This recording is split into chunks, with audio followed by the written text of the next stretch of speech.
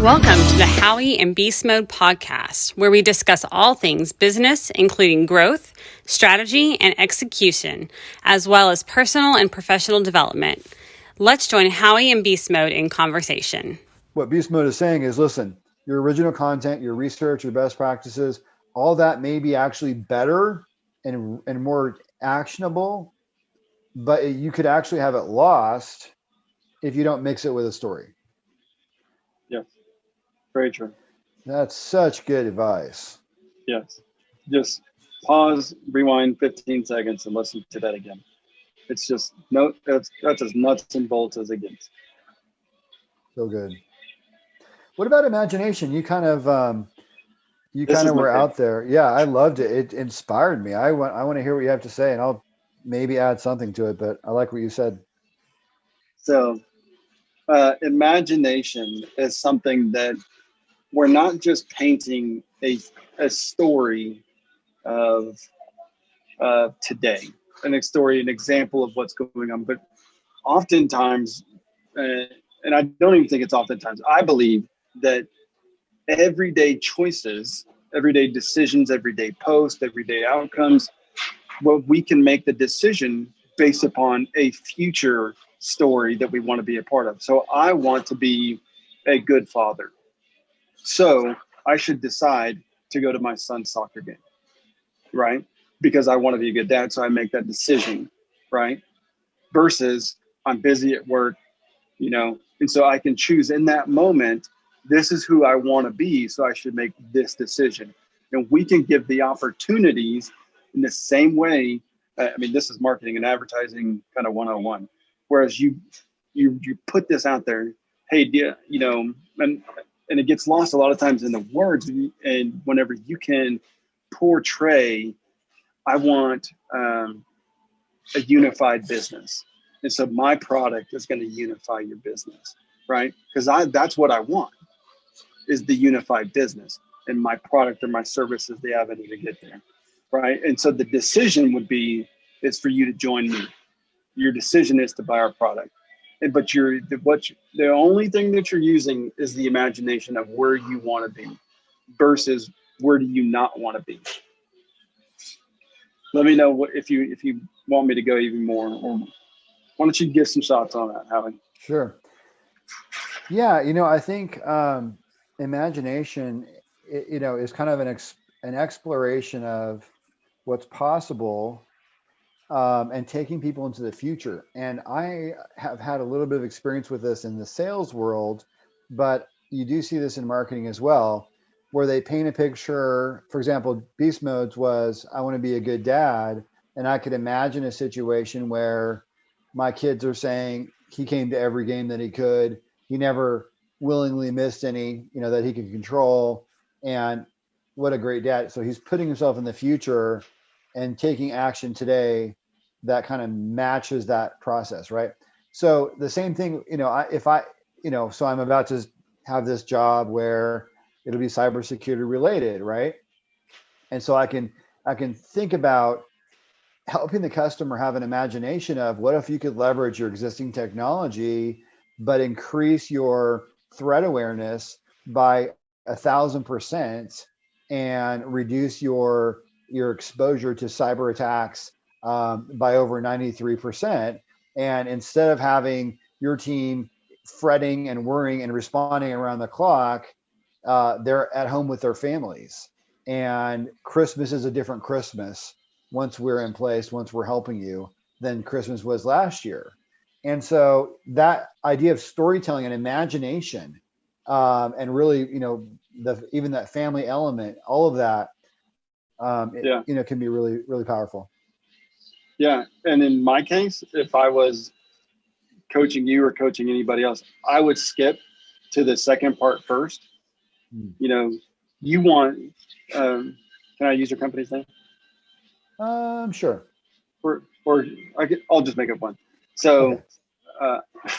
It probably would have been okay, but yeah, let's just to be safe. Sure. Why not? Yeah. So I'll use mine. So,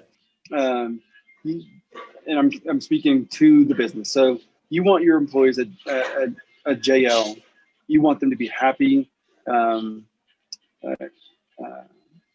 happy individuals with integrity and respect for others who are excellent family individuals. That's the kind of employees you want, right? Our product, our service, we have the 93 percentile, this, and this, will allow your employees to be those types of people. And so you paint the picture first on the front end, you validate it with your facts on the back end, but they've already bought into the front. They've already got the hook, and you're setting it with your facts, and then you're inviting them into that imagination. Could you imagine having a staff meeting and everybody is excited because their home life is fantastic because work is going so smooth? Can you imagine that? Can you imagine it? Being able to let your sales team go early on a Friday because sales are so tremendous. What do you think that would do for their home life? What do you think it would do for their buy-in to your business? How do you think it would increase sales even more because you're able to treat your employees with dignity and respect, and all because you decided to do business with us? You're painting a picture. So we did this in my last company. We had an AI product that would automatically assess the condition of your IT environment. And we would sometimes use storytelling through imagination, like you're saying. And so what we would do is we would say, here's your situation right now. And we'd kind of paint a picture of their past. And then we would basically do the same story. And we would literally, and actually it was an animated deck that we created. And it would tell the same exact scenario, a literal outage of IT, an IT outage, right? Pretty impactful to the business. Here's where your IT outage looks like right now. And we were truthful in that so that everybody resonated with that, kind of like the before story, the before and after. That was the before story. And then we used imagination. And again, truth-based, which you got to use truth, be religious about the truth because it just communicates and people can smell it, regardless of the fact that it's also the right thing to do. But it just resonates much deeper. But we took them into the future and we told them the same story and we inserted our capability into that future.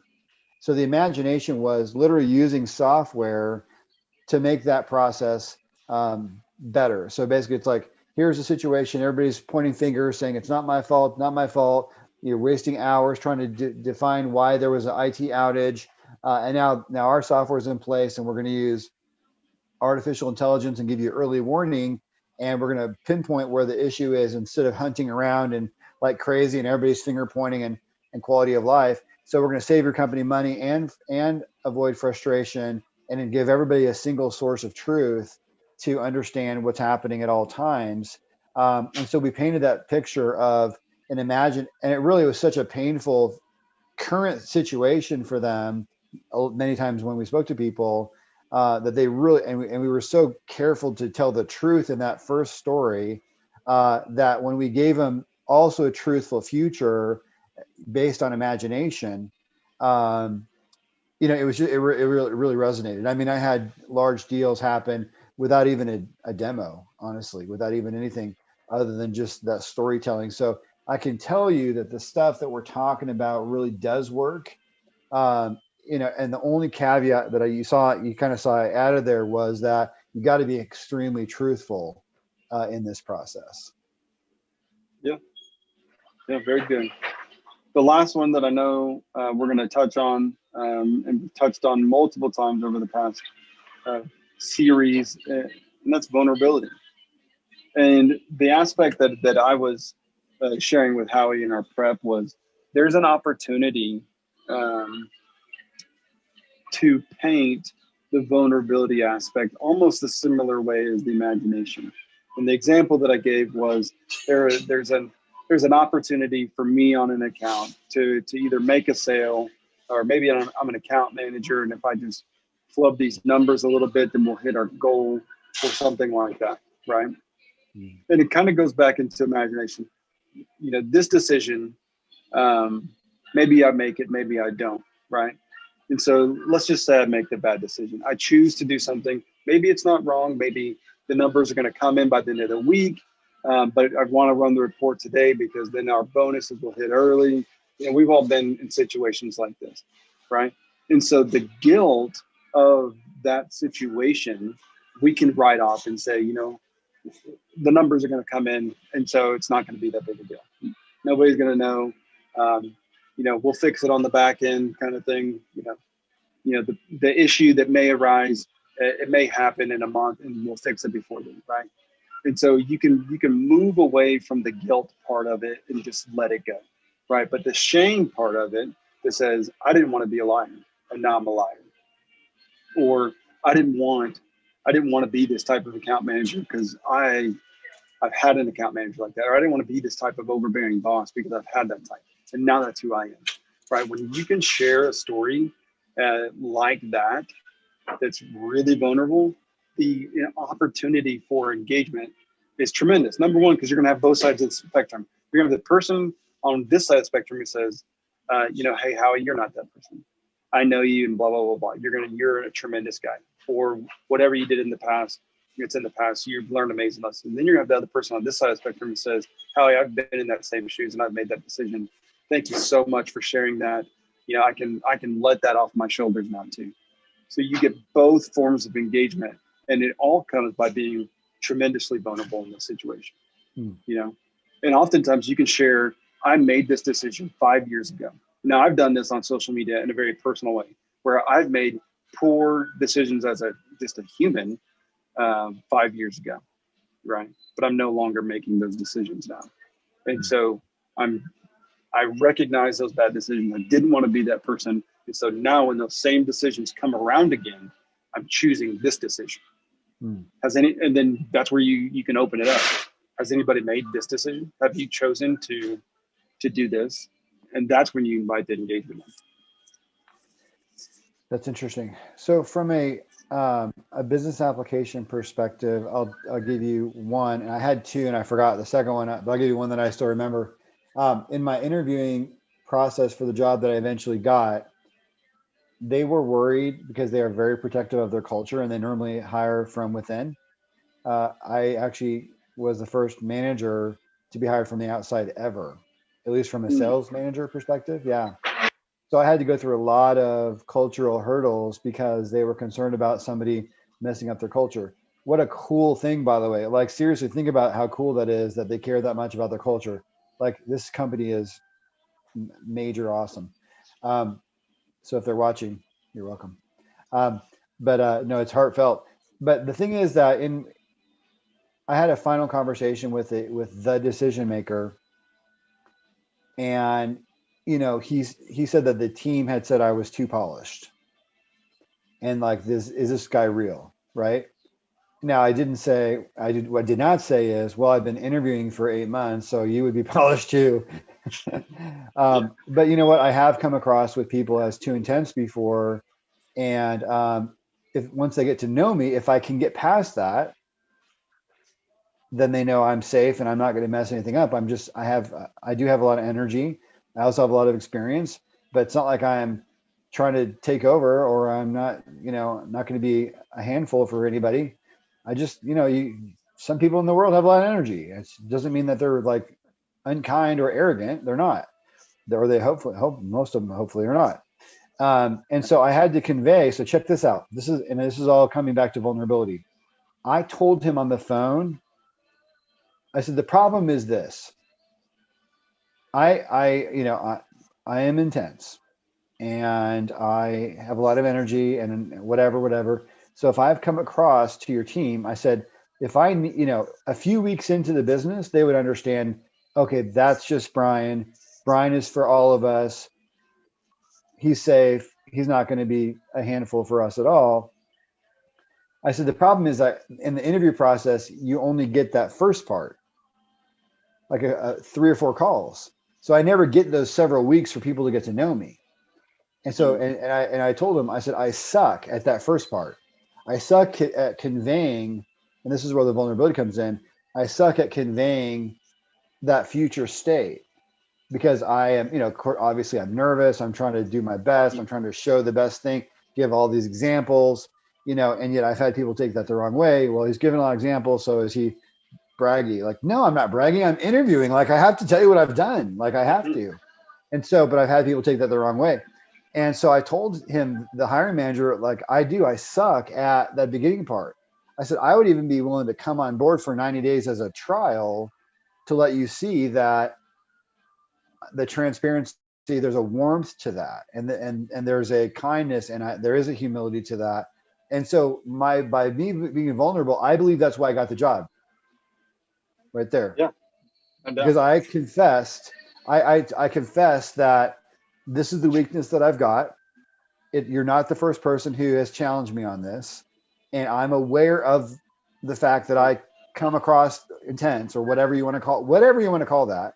And I'm terrible at it, and I don't know what to do about it other than give me that chance. And you'll see that in a few weeks, it was okay. He's just a high energy guy, but he's as a teddy bear, and he's really not going to be a handful for us. And I believe that vulnerability. So I know that's a job search, and maybe somebody has to hear that. I don't know. But I think also vulnerability in other areas of business too, of saying that, listen, we don't have it all figured out, and maybe even saying we messed up sometimes. But, companies are not vulnerable very often. They're very braggy. And then people within companies also are so afraid of getting fired or whatever, that vulnerability is a challenge. So I can just tell you that it's also endearing. It's very endearing when someone's willing to be truthful, and say, I messed up, or I suck at this, or whatever. And I'm just telling you, it probably got me the job. Yeah. It was also probably very relatable. It's vulnerable and it's relatable, which is a key component. And it's hard. But so that's going to wrap up today's episode on stories that drive engagement. I hope that you take some time to reflect back and think about during this past 30 minutes of what stories triggered in your mind. And if I can offer you something, is to take one of those stories that you're thinking of right now and just share it, and allow somebody to relate to your story, whether it's a mess up, whether it's positive, whether it's anything at all. Cast the vision out there and allow others to join you, and quite frankly reap the rewards of the engagement. So